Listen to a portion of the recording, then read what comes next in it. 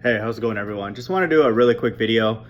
So, I've been in the chats a little bit today. Looks like there's a lot of drama in flat Earth, ball Earth debate, all this kind of division on both sides. But, to me, it's inevitable. I mean, everybody has an opinion these days, and, that's just the world that we live in. There's very little consensus on anything. Unless it's a narrative fed by the government. There's quite a few people who are aligned with that, but apart from that, there's very little consensus, and it looks like even within that, there's some division. Like the non sequitur channel is throwing rocks at one another and all that kind of stuff. So, a house divided cannot stand. I mean, both sides are divided. The truth side's divided. The non-truth side's divided. And then the summation of those two would obviously, by definition, be divided. So, this place is completely finished in my mind. But I wanted to talk further a little bit about something that Pete Shea keeps saying. And I'm going to kind of get on his case now more because I think he's hurting quote-unquote truth community more than he's helping. But, he keeps pushing that Obama and Will Smith are the same people. Which is just confusion. It's even if that were the case, it's completely irrelevant to anything. And so I'm going to kind of get on him to start getting his opinion on financial stuff. Everybody's pretty much hush-hush on financial things, and it's blatantly obvious. So there's something else going on, in my opinion, for people who do that. But Will Smith,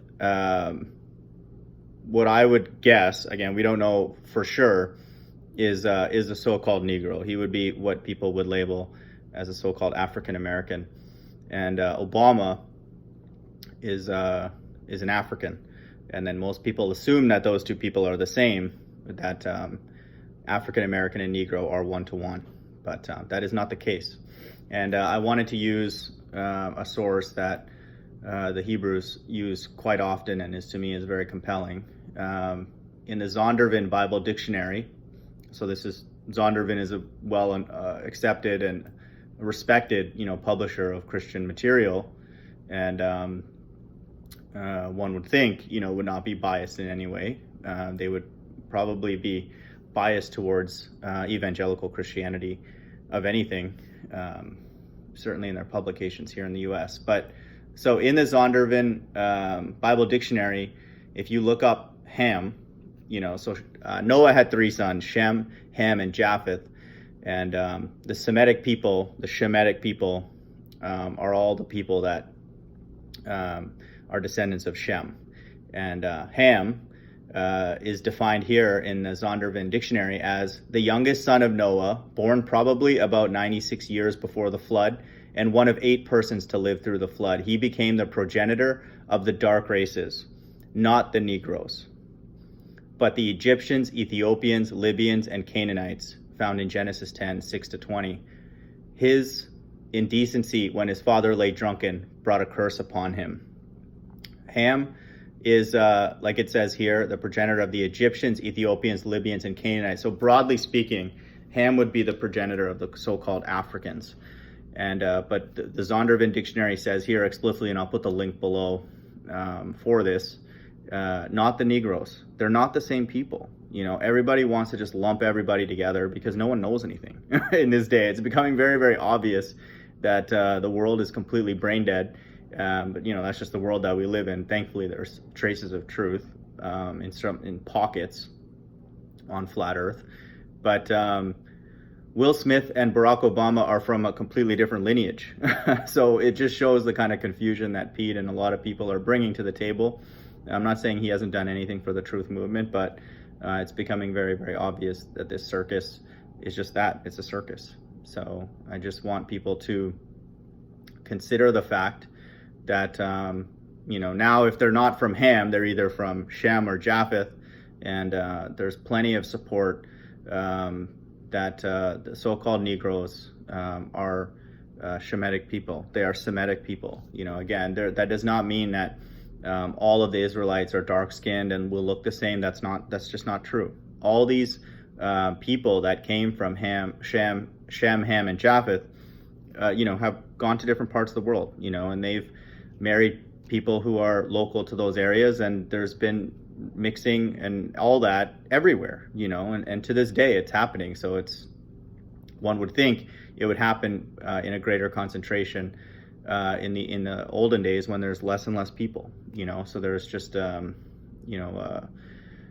less sort of permutations, that can happen. So, once one group mixes with another, that's going to create, a large large group of people from that mixture.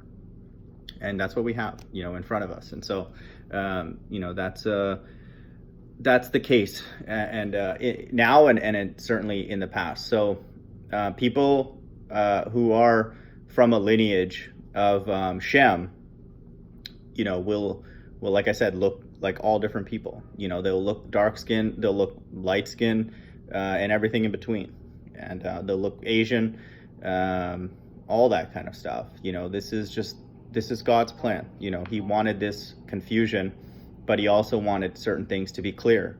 And to me, it's very, very clear that the biblical Jews, many of them are the so-called Negroes in America, and then that implies that, like the Bible says in many, many places, that Jesus is dark-skinned. This is an invitation that my channel offers to people to worship the God of the Bible, and for what it says, and the narrative that he has set forth for them, and people who are enslaved worldwide, we all are to some degree, is his plan. But what they've gone through, being packed like sardines on cargo slave ships and sent here, and the kind of torment that they were put under, has to be in the Bible. There is no God who would ever allow something like that to happen on earth and not have a particular reason for it. They were sewing cats into a woman's womb and betting to see which one could come out fastest, scratch their way out. They were using, Negroes as like gator bait.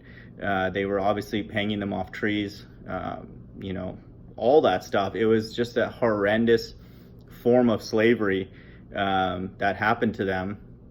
And again, there's slavery that happens worldwide to this day that is just as sinister. But for it to be with that large of a group, and to have that type of impact on them as a group of people to this day, to me, has to be in the Bible, or else the God of any religious text would be completely oblivious to what's going on under their watch. And so to me, that is a fulfillment of Bible prophecy. Ultimately, the enslavement is prophesied for all of us in the end times, but that level of devastation has to be for a spiritual purpose. Hope everyone's doing well. Bye.